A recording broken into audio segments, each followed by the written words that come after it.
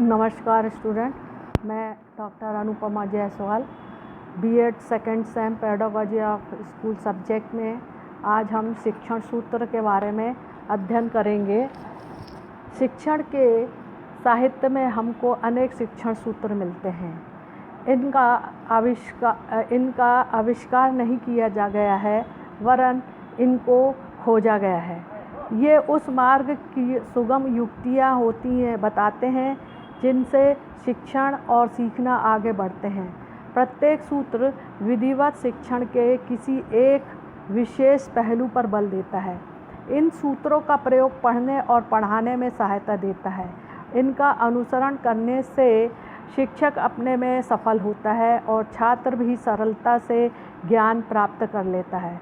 अतः आवश्यक है कि प्रत्येक अध्यापक शिक्षण के समय इसका प्रयोग करे। शिक्षण के सूत्र निम्नलिखित हैं। पहला है ज्ञात से अज्ञात की ओर, फ्रॉम नोन टू अननोन। बालक के पूर्व ज्ञान पर नए ज्ञान को आधारित कीजिए। यह एक मनोवैज्ञानिक तथ्य है कि बालक अपने पूर्व ज्ञान का सहारा लेकर नए ज्ञान को प्राप्त करता है। अतः शिक्षक के लिए यह आवश्यक है कि किसी विषय को पढ़ाने से पहले वह इस बात का पता लगा ले कि बालक को उस विषय का कितना पूर्व ज्ञान है।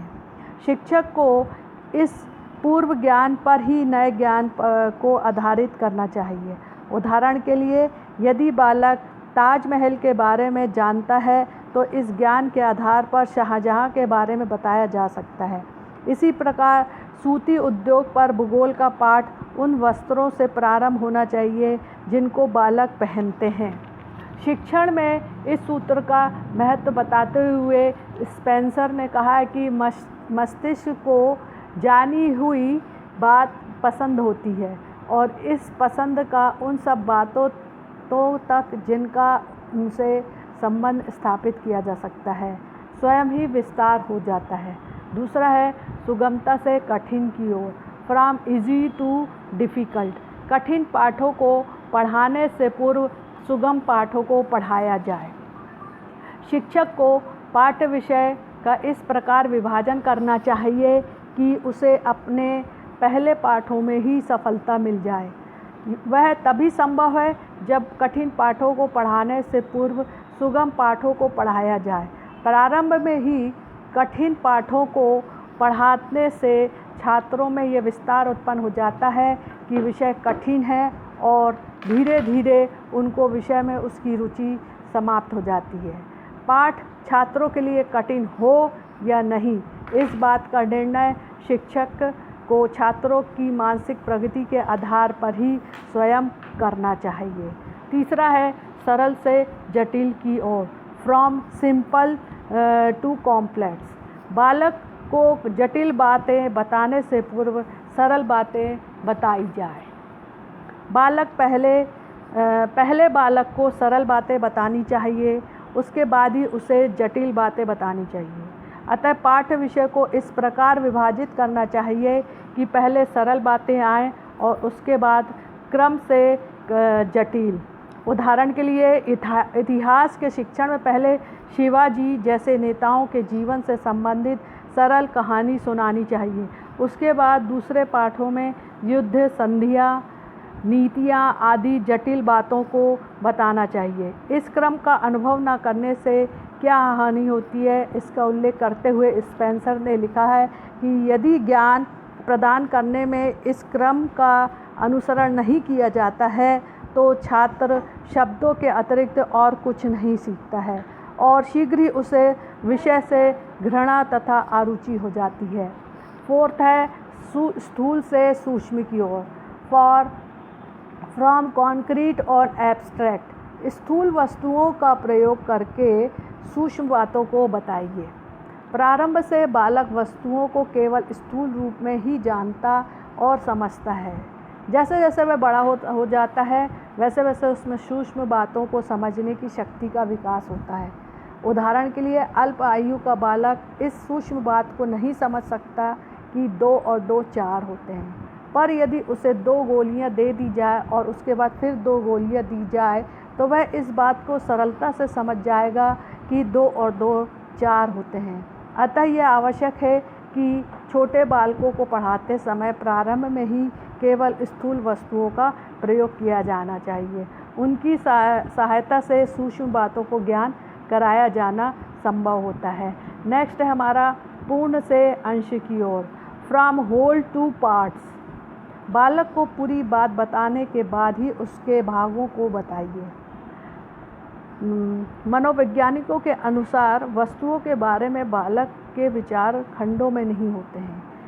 यह प्रारंभ में केवल पूर्ण वस्तु को ही जानता है, उनके अंगों को नहीं जानता है। उदाहरण के लिए, जिस बालक ने मेज या कुर्सी देखी है वह उसके पूर्ण रूप से के बारे में ही सोचता है, उनके भागों के बारे में उसका सोचना असंभव है। शिक्षक बालक के इस ज्ञान से लाभ उठाकर उसे मेज या कुर्सी के भागों के बारे में बताना चाहिए। दूसरे शब्दों में, वह अपने शिक्षण को पूर्ण वस्तु से प्रारंभ करता है, फिर उसके विभिन्न भागों के बारे में बताता है। छठवां है अनिश्चित से निश्चित और, फ्रॉम इंडेफिनेटेड टू डिफाइंडेड। बालक के अनिश्चित ज्ञान को निश्चित रूप दीजिए। प्रारंभ में बालक का ज्ञान अनिश्चित और अस्पष्ट होता है। शिक्षक को बालक के इसी ज्ञान को अपने शिक्षण का प्रारंभिक बिंदु बनाना चाहिए और फिर धीरे धीरे उसको निश्चित रूप में देना चाहिए। उदाहरण के लिए, गाय, कुत्ते या घोड़े के बारे में बालक की धारणा अनिश्चित होती है, क्योंकि उसे इन पशुओं के शारीरिक भागों का कोई ज्ञान नहीं होता है। शिक्षक को इन भागों के बारे में बालक को ज्ञान प्रदान करता है और इस प्रकार उसके मस्तिष्क में इन पशुओं के चित्र पूर्ण रूप से निश्चित होता है। इसी प्रकार भौगोलिक प्रदेश, किसी ऐतिहासिक घटना और किसी वैज्ञानिक सत्य का बालक को अस्पष्ट ज्ञान होता है। शिक्षक उनसे संबंधित विभिन्न बातों को बताकर उसके ज्ञान को निश्चित रूप प्रदान करता है। 7 पॉइंट है प्रत्यक्ष से अप्रत्यक्ष की ओर, फ्रॉम सीन टू अनसीन। बालक को बिना देखी हुई वस्तु से पहले देखी हुई वस्तु के बारे में बताइए। बालक को पहले उन वस्तुओं को ज्ञान देना चाहिए जिनको वह देख सकता है, उसके बाद ही उसे उन बातों के बारे में बताना चाहिए जिनको वह नहीं देख सकता है। इसका तात्पर्य यह है कि पहले बालक को वर्तमान की बातें बतानी चाहिए और उसके बाद भूत और भविष्य की। जिन वस्तुओं को बालक देख सकता है उनका ज्ञान उसे सरलता से हो जाता है, अतः उसे प्रत्यक्ष वस्तुओं के द्वारा अप्रत्यक्ष वस्तुओं का ज्ञान प्रदान करना चाहिए। शिक्षण के समय प्रत्यक्ष बातों, वस्तुओं और उदाहरण का प्रयोग किया जाना चाहिए और उनको समझने के बाद बालक के लिए अप्रत्यक्ष बातों को समझना सुगम हो जाता है। 8वां है विशिष्ट से सामान्य की ओर, फ्रॉम पर्टिकुलर टू जनरल। विशिष्ट उदाहरण देकर सामान्य नियम निकलवाइए। रायबर्न के अनुसार इस सूत्र का वही अर्थ है जो स्थूल से सूक्ष्म की ओर और सूत्र का है। अंतर केवल यह है कि इसमें आगमन विधि का प्रयोग किया जाता है।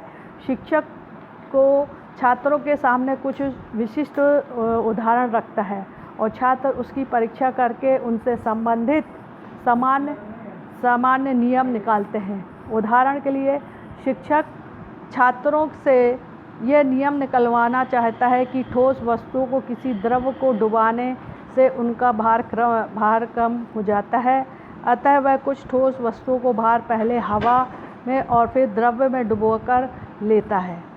छात्र दोनों प्रकार के भारों का निरीक्षण करते हैं या स्वयं परीक्षण करते हैं। फलतः वह स्वयं यह नियम निकाल लेते हैं कि ठोस वस्तुओं को किसी द्रव्य में डुबोने से उनका भार कम हो जाता है। विश्लेषण से संश्लेषण की ओर, फ्रॉम एनालिसिस टू सिंथेसिस। बालक को संपूर्ण वस्तु का ज्ञान देने के बाद उसके अंगों में सामंजस्य स्थापित कीजिए और फिर संपूर्ण वस्तु की ओर जाइए। शिक्षण में विश्लेषण और संश्लेषण दोनों आवश्यक हैं, क्योंकि तभी बालक को किसी विषय का पूर्ण और निश्चित ज्ञान हो सकता है। विश्लेषण में पहले संपूर्ण वस्तु का अध्ययन किया जाता है और फिर उसके विभिन्न भागों का उदाहरण। भूगोल का शिक्षक छात्रों को पहले संपूर्ण पृथ्वी के बारे में और फिर जलवायु के अनुसार विभिन्न भागों के बारे में और उसके बाद प्रत्येक भाग के व्यक्तियों, पशुओं, वनस्पति आदि के बारे में बताता है। उदाहरण के लिए किसी विशेष स्थान के व्यक्तियों, पशुओं और वनस्पति के बारे में बताने के बाद जीवन पर प्रभाव डालने वाली जलवायु के बारे में बताया जाता है। इसके बाद तुलना के द्वारा अन्य स्थानों का भी ऐसा ही अध्ययन किया जाता है। अंत में सब भागों में सामंजस्य स्थापित किया जाता है और संपूर्ण पृथ्वी का अध्ययन किया जाता है। इस प्रकार विश्लेषण द्वारा जो भाग अलग अलग हो जाते हैं वे संश्लेषण द्वारा एक होकर संपूर्ण हो जाते हैं। नेक्स्ट पॉइंट है मनोवैज्ञानिक से क्रमबद्धता की ओर, फ्रॉम साइकोलॉजी टू लॉजिकल। बालक की शिक्षा को उसकी रुचियों, रुझानों आदि के अनुसार प्रारंभ कीजिए और जैसे जैसे उसका ज्ञान बढ़ता जाता है वैसे वैसे उसे क्रमबद्धता की ओर जाइए। बालक को शिक्षक देने की दो विधियां हैं, मनोवैज्ञानिक और क्रमबद्ध। रायबर्न के अनुसार मनोवैज्ञानिक विधि का संबंध बालक और पाठ्य विषय के प्रति उसकी प्रतिक्रिया द्वारा रुचियों से है। क्रमबद्ध विधि का संबंध पाठ्य विषय और एक निश्चित क्रम में उसके आयोजन से है। इन दोनों विधियों को उदाहरण देकर स्पष्ट किया जा सकता है कि मान लीजिए शिक्षक छात्रों को भाषा का शिक्षण देना चाहता है। अब यदि वह मनोवैज्ञानिक विधि का अनुसरण करता है तो वह अपने शिक्षण को वाक्य से प्रारंभ करेगा पर यदि वह क्रमबद्ध विधि का अनुसरण करता है तो वह वर्णों और ध्वनियों से प्रारंभ करेगा। स्पष्ट रूप से दूसरी विधि बालक रुचि नहीं लेते हैं तो वर्णों और ध्वनियों की अपेक्षा उन्हें वाक्यों में अधिक आनंद आता है। अतः छोटे बालकों के लिए मनोवैज्ञानिक विधि को ही अपनाना अच्छा होता है। जैसे जैसे उनके ज्ञान में वृद्धि होती जाएगी वैसे वैसे इस विधि के स्थान क्रमबद्ध विधि को दिया जाएगा। अनुभव से तर्क की ओर, फ्रॉम एम्पिरिकल टू रिलेशन। अनुभव और निरीक्षण द्वारा प्राप्त किए गए बालक के ज्ञान को तर्कपूर्ण बनाएं। आरंभ में बालक देखकर और अनुभव करके ज्ञान प्राप्त करता है पर उसका यह ज्ञान तर्क पर आधारित नहीं होता है। उसे किसी बात का ज्ञान तो होता है पर वह उस ज्ञान को तर्क का प्रयोग करके सत्य सिद्ध नहीं कर सकता। उदाहरण के लिए एक बालक प्रतिदिन सूर्य को निकलने और डूबते हुए देखता है।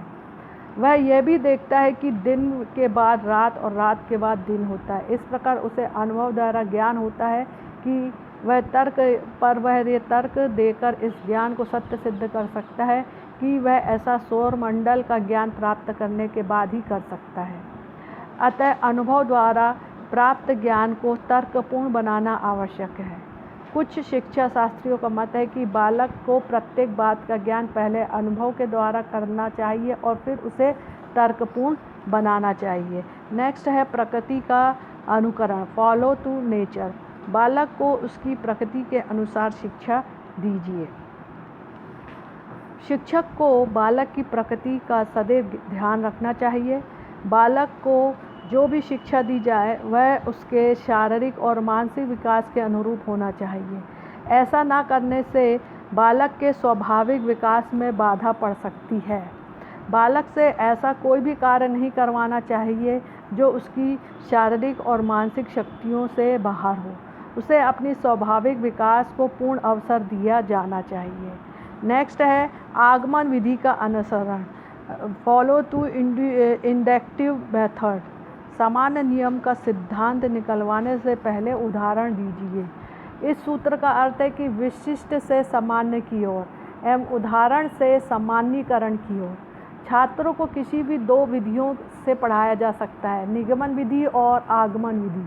पहली विधि में प्रारंभ में छात्रों के समक्ष कोई सामान्य नियम या सिद्धांत रखा जाता है, फिर उन्हें उदाहरण द्वारा स्पष्ट किया जाता है। और दूसरी विधि में प्रारंभ में उदाहरण दिए जाते हैं और फिर उनके आधार पर कोई सामान्य नियम या सिद्धांत निकाला जाता है। फिर नेक्स्ट हमारा स्वाध्याय का प्रोत्साहन, इनकरेजमेंट टू सेल्फ स्टडी। बालक को स्वाध्याय के लिए प्रोत्साहित कीजिए। सर्वप्रथम शिक्षक ने स्वाध्याय पर और छात्र को अपनी स्वयं की शक्तियों द्वारा ज्ञान प्राप्त करने के लिए प्रोत्साहित करने के महत्व पर सदैव बल दिया है। वे शिक्षा देने की अपेक्षा प्रशिक्षण देने पर अधिक निर्भर रहे। उन्होंने छात्रों को अपनी स्वयं की शिक्षा में सक्रिय साझेदारी रखा है। रग्बी के ने प्रसिद्ध हेडमास्टर डॉक्टर अर्नोल्ड ने इसी भावना से प्रेरित होकर कार्य किया। उसने छात्रों को स्वयं अपने ऊपर निर्भर होने और स्वयं के सक्रिय प्रयास द्वारा अपनी शक्तियों को विकसित करके शिक्षा दी है। उनका कारण स्पष्ट है कि छात्र अपने स्वयं के प्रयास से जो ज्ञान प्राप्त करते हैं वह उनके व्यक्तित्व को स्थायी अंग बन जाता है। अतः शिक्षक को अपने छात्रों को स्वाध्याय के लिए प्रोत्साहित करना चाहिए। निष्कर्ष, शिक्षण के जिन सूत्रों का वर्णन किया जाता है वह केवल शिक्षक के पथ प्रदर्शन के लिए है। उनके प्रयोग के संबंध में किसी प्रकार के नियम निर्धारित करना संभव नहीं है। यह भी संभव नहीं है कि सब सूत्रों को जब विषयों और सब कक्षाओं के छात्रों के लिए प्रयोग किया जाता है, पर वांछनीय यही है कि उनमें से अधिक का प्रयोग किया जाए। ऐसा करने से न केवल शिक्षण सफल होगा वरन स्वयं शिक्षक समान स्तर से ऊंचा उठ सकेगा। Thank you. नमस्कार।